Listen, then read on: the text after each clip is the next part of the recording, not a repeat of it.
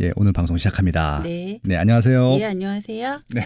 책 자주 내시는 편이잖아요. 네. 근데 이번 책은 굉장히 신나 보이시더라고요. 책을 만들었는데 만들고 네. 나니까 되게 기분이 좋아요. 완성도가 네. 너무 높아서 그런일 수도 있고 정말 지금 시기에 딱 필요한 책일 수도 있고 또 제가 좋아하는 또 3프로 TV 신과 함께해서 같이 만든 책이기도 하고 그렇고요. 추천사도 제가 좋아하는 김동완 소장님이 써주셨고 기꺼이 써주셨고. 네. 그럼 오늘 저희가 할 일을 해볼까요? 예. 네. 뉴시스 기사입니다. 미완의 6.17 대책, 인천, 대전, 충북 아파트값만 잡혔다. 감정원 주간 아파트 가격 동향조사 발표, 수도권 아파트값 상승세 둔화 0.28에서 0.16포인트, 정책 효과 지역 단지별로 차별화되는 모습, 인천 급제동, 경기는 축소, 서울 상승률 유지, 서울도 이달부터 매수 문의 급감, 관망 확산, 대전 충북 상승세 둔화, 매수세에 옮은 충북 들썩, 실거주 강화 전세 불안, 서울은 0.08에서 0.1%로 확대. 표까지 같이 지도랑 이렇게 표가 같이 있는 기사인데 대략 이 정도로 요약이 되는 것 같습니다. 네. 요는 지금 이제 규제 지역 원래 규제 지역들은 그냥 잠잠하고요. 거래도 별로 없고 관망세가 있다는 것들이고 원래 비규제 지역이었는데 규제 지역으로 바뀐 지역들이 규제 지역 비규제 지역 때는 그 상승률이 높았는데 규제로 지정된 다음에 그 다음 조사한 결과는 결국은 그 상승률이 하락했다는 것들이거든요. 네. 그만큼 투자 수요층들이 빠져나갔다고 보시면 되는 것들이죠. 결국 그래서 지금 결국은 단기 투자를 하는 사람들은 지금 비규제 지역에 있는 것들이고 규제 지역은 실수요자인데 실수요자 거래마저도 지금 위축시키는 정책이 나왔다는 것들이고 관망세가 한동안은 지속될 거예요. 아마 짧게는 한 달, 길게는 3달 정도 지속이 될 텐데 중요한 것은 실수요자들은 집을 사든지 전세로 가든지 둘 중에 양자택일을 해야 되거든요. 결국은 움직일 수밖에 없죠. 왜냐하면 하반기 때 이사를 해야 되기 때문에. 왜? 애들 학교 때문에. 예, 그래서 결국은 한 달이나 3개월 정도는 관망세가 지속될 것이고요. 아마 결국은 좀 빨리 움직이신 분들 같은 경우는 내 집 마련이라든지 전세를 좀 빨리 움직이실 것 같기 때문에 매물의 숫자는 점점 줄어들 겁니다. 지금 관망을 하는 것들도 있지만 매물 숫자가 적기 때문에 지금 여기저기 지금 검색을 하는 사람들도 있을 것 같거든요. 그래서 지금 이번 정책 6.17 대책으로 지금 매물이 더 줄었어요. 그러다 보니까 지금 한동안 요 관망세 거래가 안 되면 유지가 될 것 같고요. 규제 지역 같은 경우는요. 지금 비규제 지역 같은 경우는 규제 지역 단 다음에 투자 수요층이 빠졌기 때문에 그 투자 수요층들이 어디로 향할 것인가를 한번 예측을 해봐야 되는데 당연히 비규제 지역으로 갑니다. 규제 지역으로는 오지는 않습니다. 그러니까 왜냐하면 이 말씀을 왜 드리냐면요. 많은 분들이 다시 서울로 터닝을 한다라고 생각하시는 분이 있는데 서울로 터닝은 못합니다. 이미 2016년도부터 터닝을 못했습니다. 그 이유가 전세가랑 매매가랑 갭이 너무 커요. 그렇기 때문에 갭질할 수 없고 갭이 적은 비규제 지역으로 갈 겁니다. 지금 경기도에 남은 비규제 지역, 충청도, 강원도, 전라도, 경상도에 있는 비규제 지역으로 갈 거고요. 아마 지금 광역시도 비규제 지역입니다. 지금 뭐 다음 달부터는 뭐 규제가 강화된다는데요. 신규 아파트 분양권 거래가 금지되는 것들이지 일반 아파트 거래에 대해서는 비규제 지역이거든요. 결국 그 지역으로 이 투자자들은 갈 수밖에 없다는 것들을 예측할 수 있는 것들이고요. 결국은 시장이 양분되는 겁니다. 투자 수요층들이 할 수 있는 시장으로 가는 것들이고 규제 시장들은 실수요자들 위주로 움직이고 있다. 그렇게 좀 생각해 보시면 될 것 같습니다. 네. 네. 다음 연관되는 기사입니다. 머니투데이 기사고요. 네. 파주 규제 지역 요건 불충족 깊어지는 국토부 고민.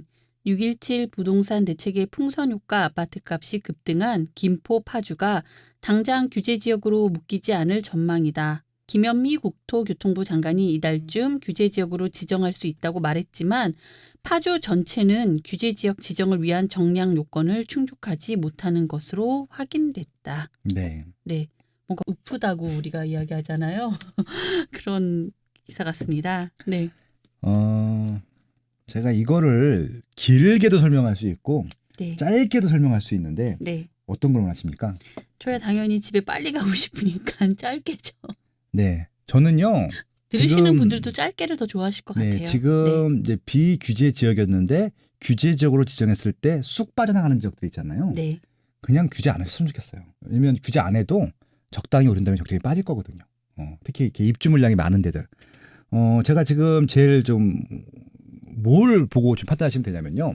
지난 10년 동안, 지금 1, 2년이 아니라 지난 5년 동안도 아니고 지난 10년 동안 아파트 가격이 각 지역별로 어떻게 움직였는지 보시면 좋을 것 같아요. 지난 10년 동안 절대 가격으로 상승률이 아니라 절대 가격으로 하락한 적이 있습니다. 그럼 진짜 많이 하락한 거잖아요. 그렇죠. 일단 수도권에서 어느 지역에 하락했냐면요. 파주, 그다음에 김포, 그다음에 인천 서구, 그다음에 일산 동구, 일산 서구 이 5개 지역은요. 하락을 했어요. 절대 가격이. 그러니까 다른 지역들은 미미하지만 조금씩은 다 올랐거든요. 많이 오른 데도 있지만. 근데 이 일산 서구, 일산 동구, 파주, 김포, 인천 서구 요 5개 지역은 왜 빠졌을까요? 인기가 없으니까 빠졌죠. 인기가 없는 것도 아니고요. 네. 입주 물량이 많았어요. 아, 그렇구나. 예. 제가 오늘 좀 멍합니다. 근데 그 서로 수요를 나눠 먹다 보니까 네. 이게 절대 가격이 빠진 겁니다. 그게 부동산 시장이에요. 그게 진짜 부동산 시장을 안정시키고 싶으면은 이렇게 하시면은 규제 때문에 안정된 게 아니잖아요. 다른 지역들은 다 오를 동안에 여기만 빠졌던 것들이거든요. 그럼 이게 답은 딱 나와 있는 거잖아요. 그럼 그렇게 하시면 되는 것들인데 왜 이렇게 안 할까? 안 하는 걸까요? 못 하는 걸까요? 못 하시는 거겠죠. 네. 왜 네. 못 하냐면요. 돈이 없기 때문에 못 하는 겁니다.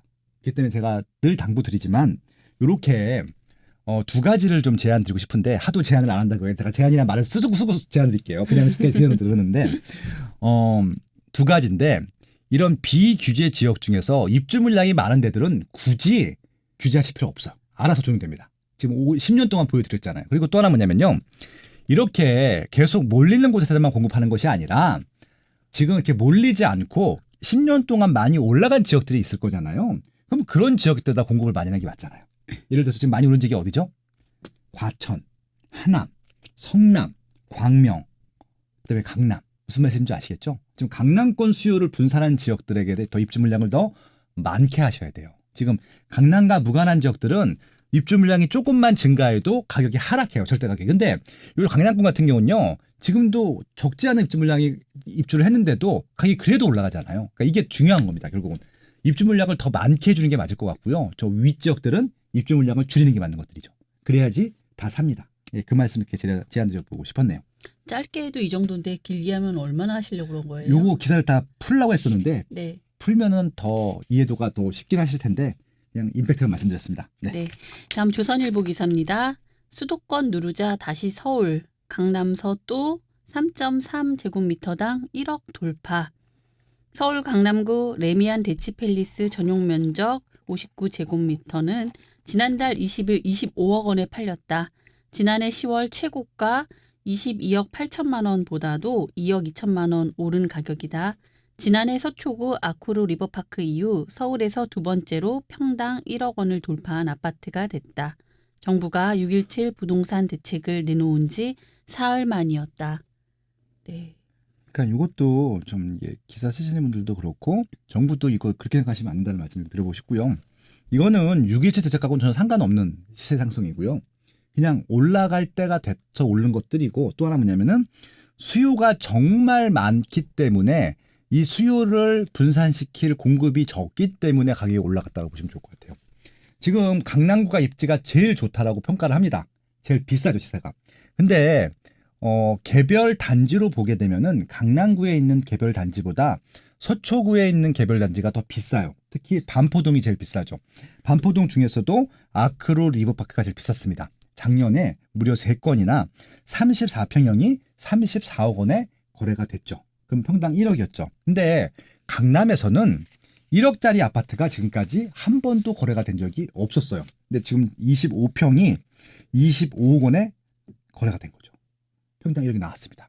여기서 포인트는 뭐냐? 강남에 새 아파트가 만약에 있었다라고 하면은 입지가 좋은데 새 아파트가 있었다라고 하면은 1억 원이 안 나왔을까? 나왔죠. 그러니까 지금 강남에 새 아파트가 없구나라는 포인트가 필요하신 거고요. 강남의 새 아파트는 정말 수요가 많구나라는 것들을 재확인한 거죠. 레미안 대치팰리스가 얼마나 새 아파트인가요? 많이 새 아파트도 아니에요. 5년 새 아파트예요.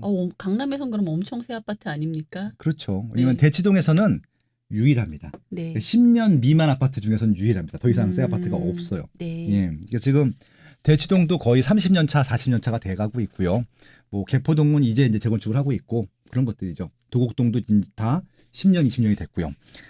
결국 강남권의 새 아파트라고 하면 수요가 많구나. 그래서 수요 가격이 올라가는 걸 봐야 되는데 그럼 이거 투자 수요 아니냐 투기권 수요가 아니냐라고 할 수 있는데 대치동이잖아요. 대치동은 전세든 매매든 다 실수요입니다. 보시면 될 것 같고 특히 이 레미안 대치 팰리스를 더 실수요가 많다라고 볼 수 있는 이유가 전세 가격을 보면 알거든요. 전세 가격이 주변에 있는 구축 아파트보다 2배 이상 높아요. 보통 얼마 정도 하죠? 전세가? 지금 아마 10억에서 15억 정도 사이 할 거예요. 네. 예, 근데 지금 구축 아파트는 그 정도 안 되죠. 결국은 어떤 말씀을 드리고 싶은 거냐면은 정말 새 아파트를 필요로 하는 수요는 많기 때문에 요 지역 근처에 새 아파트가 되게 되면은 1억 원권까지도 갈 수 있겠구나라고 하는 겁니다. 그럼 다음에 아마 요 대치동이랑 그 양재천이랑 붙어 있는 개포동 같은 경우는 새 아파트가 계속 입주를 하고 있기 때문에 거기도 이제 이 정도 가격이 올라갈 수 있다는 것들도 예측해 볼 수 있는 것들이죠. 그러면 이제 굉장히 이제 좀 이제 배를 아파하는 단지들이 있겠죠. 압구정 뭐 이런 데서는 배를 아파하겠죠. 예전에는 우리 아파트에 반값밖에 안 되던 것들이 왜 1억이 넘는 거야? 1억이 넘는 이유는 새 아파트 수요는 많은데 새 아파트 가격밖에 없으니까 그러는 것들이잖아요.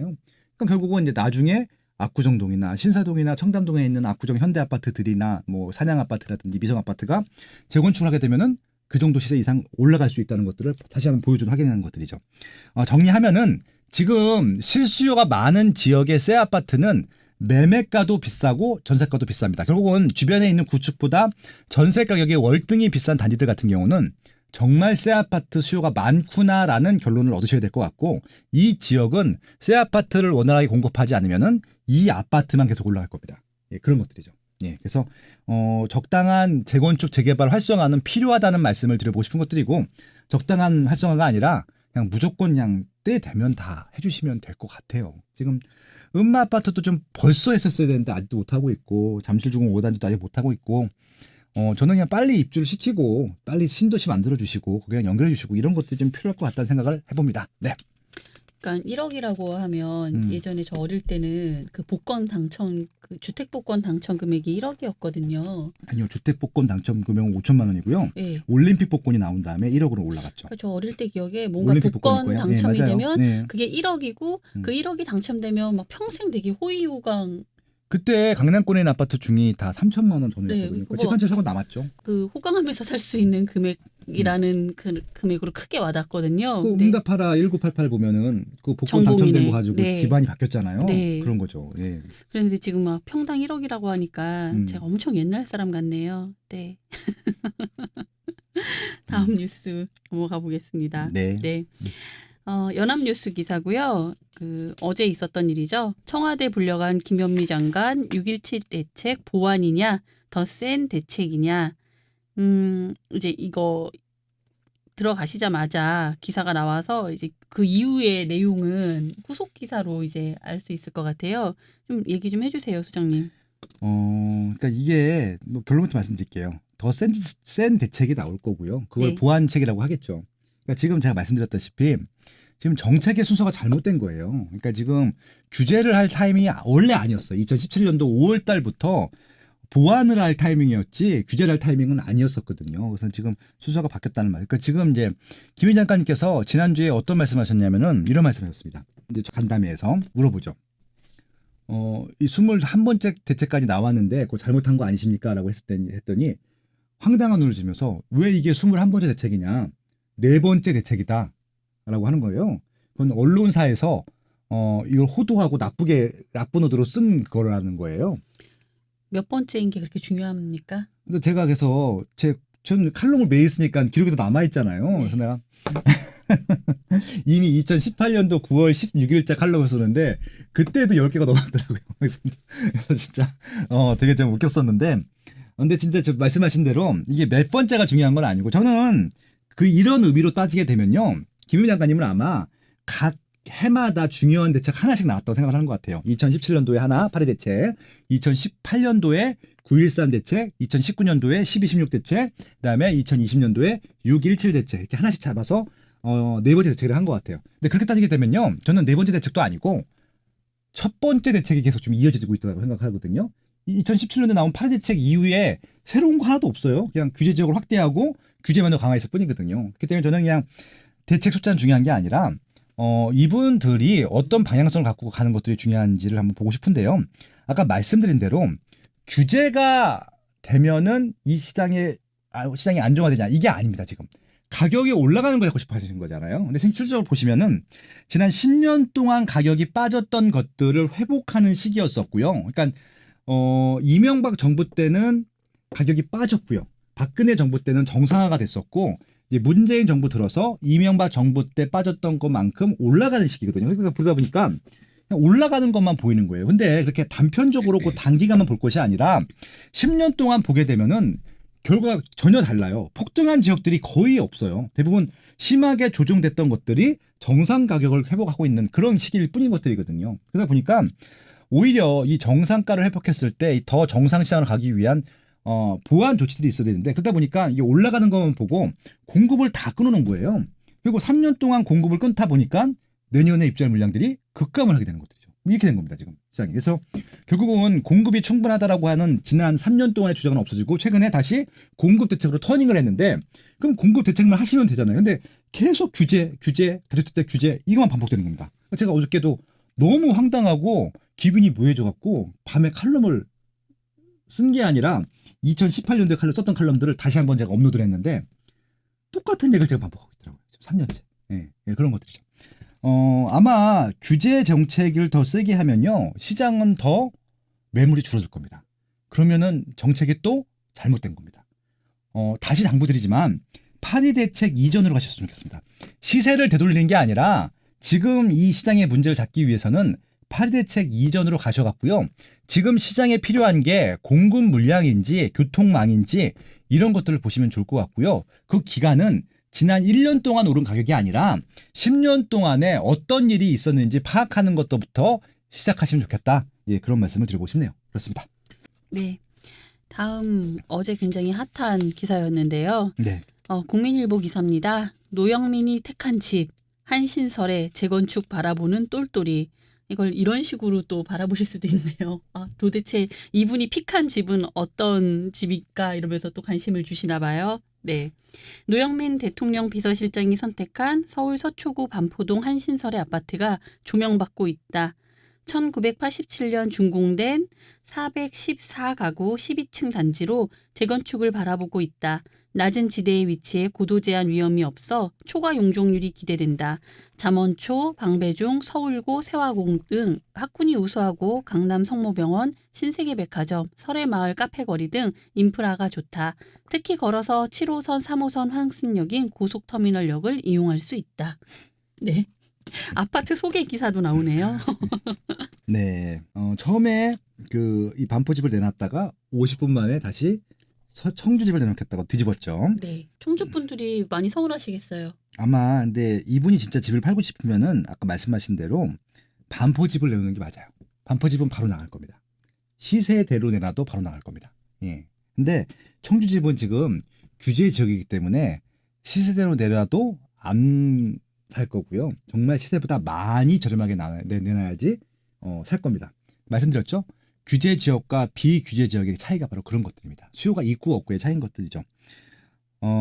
근데 제가 말씀드렸다시피 이분이 정말 네. 그러니까 이게 지금 이 반포에 있는 이 집은요. 집이 적어요. 되게 조그만 집이거든요. 실거주 못 하실 거예요. 그러니까 100% 투자용으로 하신 거잖아요. 나중에 재건축 바라보고. 그거 투기래매요. 저는 이제 제가 그걸 실수요라고 지금까지 두둔해 드렸는데 이번 정부에서는 그걸 투기라고 하더라고요. 저는 왜 투기인지 모르겠지만. 그럼 투기하시는 상품들 같은 경우는 파시는 게 맞죠? 지금 청주가 투기일까요? 반포가 투기일까요? 투기한 주택을 파시는 게 맞겠죠. 그리고 투기한 집들이 더 잘 팔립니다. 그렇죠? 예, 예. 그 말씀 드리면서 정리하죠. 뭐 아까 충분히 말씀드렸으니까 예, 넘어가겠습니다. 그래도 안 파신 이유가 뭘 거라고 생각하세요? 이거 팔면은 양도소득세를 거의 4억 원 낼 텐데 네. 예, 일반 이분 뭐 재벌가도 아닐 텐데 그게 보통 큰 돈이 아니잖아요. 저도 그 말을 이제 드리고 싶어서 여쭤봤어요. 네. 그러니까 다른 분들도 그 양도세가 일단 부담이 크기 때문에 또 지금 못 팔고 있는 건 아닌가 그런 생각도 한번 들어봤습니다. 네, 네 맞습니다. 지금 대부분 1주택자일 테고요. 그분들은 어차피 안 파실 거고 다주택자 분들 중에서도 양도세가 이렇게 몇 억 단위 나오신 분들 같은 경우는 순서대로 하면 이제 안 파는 게 아니라 예, 못 파는 거. 이걸 제일 마지막에 팔고 음. 양도세가 이제 좀 더 적게 나올 것들을 먼저 정리를 하시겠죠. 이분이 청주집을 정리하신다고 하신 그러니까 것처럼. 끝까지 남는 네. 지역들이 있을 겁니다. 이번에 네. 지금 고위 공무원들 22명이신가요? 아마 다주택자들, 신문 네. 제가 다 정리해드렸을 테니까 그분들이 어떤 주택을 먼저 파는지 보세요. 그럼 거기는 수요가 좀 적은 거고 끝까지 남긴 주택들이 정말 알짜배기 수요 있는 입지겠죠. 예, 결국 오를 곳만 오른다라고 말씀드렸잖아요. 이제부터는 오를 곳만 오른다. 예, 제가 그 책이 왜 이 시타임에서 나왔는 줄 아시겠죠? 예, 우리는 기사를 보면서 충분히 공부를 할 수 있습니다. 예, 그 말씀 드려보고 싶었습니다. 네, 조선일보 기사입니다. 정부 말 듣고 강남 아파트 판 김상곤 의문의 1패. 다주택자 면하려 2년 전 판 대치동 아파트 11억 올라. 제가 그래서 이 대치동 아파트가 어딘가 봤더니 저희가 방금 언급한 그 대치 레미안 팰리스. 네, 거기더라고요. 그러니까 이분께 대형이에요, 대형. 전용이 37평형. 예, 대형이 예. 그러니까 이게 전용 면적이 84까지가 중형이고 네. 이게 84가 넘어가게 되면 대형일 텐데 전용이 94예요. 되게 네. 큰 평형입니다. 이게 실제 37평이 아니라 더 클 거예요. 아마 실면적은 아마 이게 좀 더 클 텐데. 그래서 지난번에 음. 파실 때도 그 당시 시세보다도 1억 5천 낮춰서 23억 7천만 원에 급매로 처분하셨다고 해요. 제가 이거 네. 어저께 네이버 부동산 들어 실거래 지금 호가 봤더니 네. 35억 원 전후로 돼 있더라고요. 네. 그러니까 결국 지금 12억이 더 올랐죠. 이분은 무슨 생각을 하실까요? 그러니까 지금 교육부 장관 하신 것도 아니고 네. 그러니까 이제 이 사례를 보고요. 그러니까 네. 저희들은 그냥 재밌게 보는데 지금 이 집을 팔아야 되는 고위 공무원분들이 이 사건을 알 거예요. 아마 이 사례를 2년만 더 돌고 있었으면은 12억을 더 버는 거였잖아요. 그리고 심지어 그 해에 이거 음. 파신 해에 임기도 다 안 채우고 네네. 물러나셨잖아요. 맞아요. 네. 예. 안 팔겠죠? 그분들? 뭐 싸게 내놓으면 팔릴 테니까 네. 저희가 또 뭐 그렇게 그럼 미리 막 안 팔겠죠 이렇게 말씀드릴 필요는 없을 것 같아요. 네. 이게 진짜 무슨 해프닝인지 잘 모르겠습니다. 저는 지금 이게 진짜 집을 사라 팔아 이거 진짜 뭐 애들도 아니고 그러니까요. 예, 지금 무슨 네. 저희가 통제 사회에 사는 것도 아니고 1984의 그런 뭐 소설에 나오는 그런 것도 아니고 그리고 봉건 시대도 아니고 이게 지금 무슨 시대인지 잘 모르겠습니다. 그러니까 그렇게 강제하는 것도 이게 실수요라고 말씀드렸잖아요. 예. 이거 아닌 것 같아요. 암만 생각해도 저는 진짜 좀 가끔 가다가 꿈을 꾸고 있나 이런 생각이 드는 거예요. 아니 예전에 제가 박정희 정부 때 태어난 사람이잖아요. 아이고 그러시군요. 그때 초등학교를 네. 국민학교를 다녔으니까 네. 박정희 대통령, 변두환 대통령 뭐 그때는 진짜 서슬퍼란 시대였는데 그때도 이렇진 않았던 것 같은데 이게 이제 무슨 일인지 잘 모르겠어요. 요즘은 선악 구분을 잘 모르겠어요. 아무튼 그렇습니다. 예. 여기까지 네. 하겠습니다. 네. 네. 자, 파이낸셜 뉴스입니다. 조합장 내려놓겠다. 네. 2,910만 원 선분양 안 돼. 서울 강동 둔촌 주공 또 경랑 속으로 7월 넘으면 분양가 상한제 적용. 저 기사를 읽어봤는데 사실 저처럼 무식쟁이는 무슨 말인지 모르겠어요. 네. 둔촌 주공에 대해서는 제가 그 유튜브 아침마다 라이브를 해드립니다. 8시에. 그리고 녹화 방송도 있으니까 유튜브 그건 무료 방송이니까 다 와서 좀 봐주시고 실거주. 요즘은 한 뭐 적게는 한 4,000명, 많게는 한 3,000명 들어오셔고 실시간으로 이렇게 다 들어오셔갖고 참여도 해주시는데 매일 아침마다 합니다. 오늘도 하고 왔고요. 그래서 제일 많이 언급한 단지가 둔촌주공 아파트였어요. 거의 진짜 몇 달 동안에 거의 매일 언급했습니다.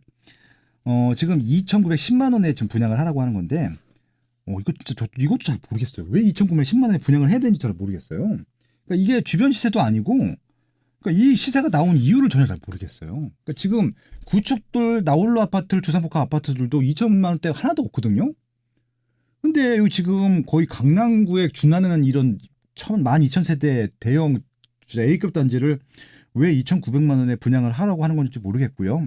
그러다 보니까 이제 지금 조합장이 잘 못해서 조합장이 책임지라고 막 공격을 하니까 조합장을 안 하겠다라고 나가겠다는데 조합장이 뭔 죄가 있어요 이게. 거기에서 분양을 허가를 안 해주는 것들인데. 심지어 또 여기다가 또 건설사들은 이거 당장 분양 안 하면은 자기 건설 안 해주겠다라고 해서 지금 4개 시공사거든요. 현대건설, 현대산업개발, 그다음에 GS랑 대우인가요? 이렇게 4개 롯데구나. 예, 이렇게 해서 이제 4군데인데. 그러니까 지금 이 조합 같은 경우는 지금 뭐 허구한테, 조합원들한테, 시공사한테 좀 시달리다 보니까 잠도 안 올 것 같아요, 이분들. 너무 괴롭습니다. 진짜 이게 지금 막 너무 괴로운데 그냥 분양가 책정은 민간에 맡겨주시면 안 될까요? 그리고 이게 만약에 소득이 많이 생기면 나중에 양도소득세를 많이 걷어가시면 되는 거잖아요. 양도소득세가 있으니까. 예. 그러니까 이게 어차피 그 양도 차익이 많이 나게 되면은 양도소득세를 많이 걷어갈 수 있으니까 그렇게 맡겨주시면 되는 게 아닌가 싶어요. 그러니까 이게 지금 물리적으로 이제 2,910, 그러니까 지금 아까도 말씀드렸는데 저 너무한 것 같아요, 진짜. 너무 진짜. 너무하신 것 같아요, 진짜. 아무 생각해도. 예. 그러니까 이런 뉴스를 읽는 것 자체가 정말 전 세계에서 하지 않을까 싶어요. 이렇게 분양가 통제를 진짜 말도 안 되는 수치로 하는 것들이. 예. 저 이제 이 기사를 읽으면서 음. 아까 우리 강남에 그 1억 그 평당 1억 나온 거 기사도 봤잖아요. 네. 정부에서 이제 그렇게 할 수도 있을 것 같아요. 분양가 상한제를 하는 게 아니라 이제 그냥 일반 아파트 매매가 상한제도 하지 않을까라는 생각이 드네요. 여기는 모르겠습니다. 지금 그런 그러니까 저는 상식적으로 안 되는 일이라고 생각하고 있는데 지금 법률도 다 소급 적용을 하잖아요. 네. 저는 친일파 재산 몰수 환수법 이후로 처음 봤어요. 소급 적용하는 거는 거의 친일파에 준하게 지금 취급을 하는 것들이잖아요. 그래서 좀 모르겠습니다. 제가 또 이렇게 심하게 얘기하는 것처럼 또 볼리시 분들은 또 비판하실 텐데, 제가 생각이 짧고 우둔해서 그런지 모르겠지만은 정상적인 지금 이런 조치들은 아닌 것 같아요. 그러니까 물론 이제 이 사항이 전시 정도로 시급하다라고 판단해서 이렇게 강력한 대책이 나온지는 모르겠지만은 그 대책들로 인해서 시장이 안정화되는 것이 아니라 더 혼란해지고 있으니까 제가 좀 안타까워서 드린 말씀이고요. 정말 이 혼란에서 여러분들이 정말 좀 벗어나고 싶으시면 좀 마침적인 안정을 원하시고 싶으시면 우울증이 걸리지 않게 하기 위해서는 화가 우라통이 치미지 않기 위해서는 내 집 마련하셔야 됩니다. 일단 그것밖에 방법이 없는 것 같습니다. 그냥 내 집 마련하시고요. 정책과 무관한 생활하시기 바랍니다. 그냥 무조건 내 집 마련하시고요. 그냥 한동안 부동산 기사나 이런 거 보지 마세요. 그래야 화병이 안 생길 것 같습니다. 네. 제가 재밌는 얘기를 해드려야 되는데 제가 이번 주는 너무 황당한 일이 많아갖고 제가 지금 방송에서 말씀드릴 수 없는 일들도 되게 많았었거든요. 정말 황당한 일이 많더라고요. 아무튼 지금 그거는 기회 되면 말씀드리기도 하고요. 정말 내 집 마련 빨리 하시는 여러분 되시고요. 본업에 충실하시기 바라고요. 다른 투자하시기 바랍니다. 저 솔직히 그렇게 말씀드리고 싶네요. 한동안 이제 저도 좀 이거 언급하기가 싫어요. 네, 그렇습니다. 네. 네, 그럼 오늘 뉴스 여기서 마무리할까요? 내 집 마련 하세요. 네, 다시 당부부지입니다. 네, 네, 고맙습니다. 감사합니다.